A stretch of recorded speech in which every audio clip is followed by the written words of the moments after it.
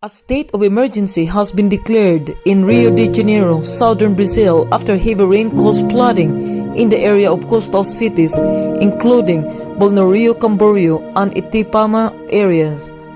People are losing their homes. Their dreams were ruined because of flooding.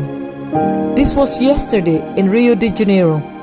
Even if the residence has insurance, I'm not sure if it covers this type of natural disaster.